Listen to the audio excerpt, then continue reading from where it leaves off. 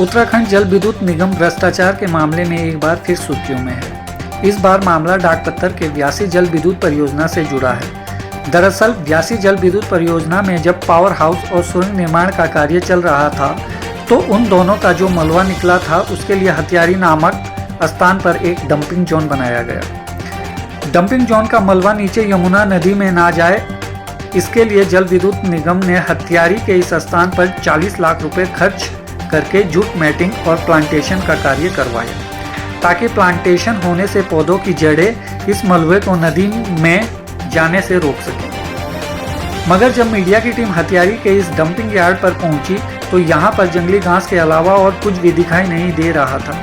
सवाल ये उठता है कि यदि विभाग द्वारा जूट मैटिंग और प्लांटेशन के लिए 40 लाख रुपए खर्च किए गए हैं तो वह प्लांटेशन यहाँ पर दिखाई क्यों नहीं दे रहा है। इस बाबत जब हमने व्यासी जल विद्युत परियोजना के प्रोजेक्ट ईडी राजीव अग्रवाल से बात करनी चाहिए तो उन्होंने यह कहकर अपना पल्ला झाड़ लिया कि हमें मीडिया को बाइट नहीं दे सकते। हमारे उच्च अधिकारियों ने हमें मीडिया से बात करने को साफ मना किया हुआ है।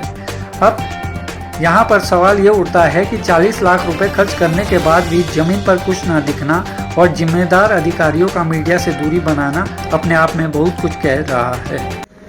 इस वक्त हम खड़े हैं हथियारी में।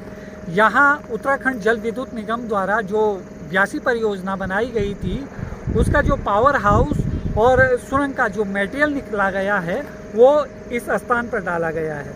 आप देख सकते हैं कि इस स्थान पर यूजेवीएनएल द्वारा जो डिस मटेरियल डाला गया है उसको रोकने के लिए यूजेवीएनएल द्वारा 40 लाख रुपए का जूट मैटिंग और प्लांटेशन की गई थी।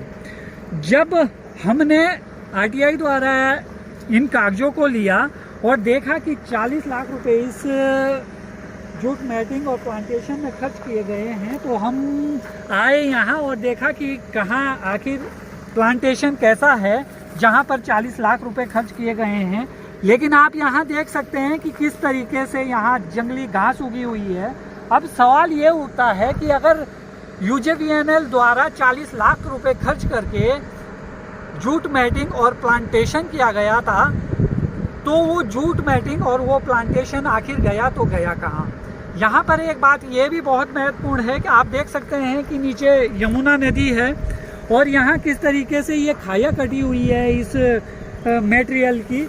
कभी भी अगर यहाँ भविष्य में कोई आपदा आती है तो ये सारा मटेरियल यहाँ से नदी में जाएगा और नदी के सहारे सीधा जो नीचे बैराज डाकपत्थर बैराज है उसको ये काफ़ी क्षति पहुँचा सकता है। तो अब सवाल ये है कि आखिर वो 40 लाख रुपए जो खर्च किए गए हैं वो गए तो गए कहाँ।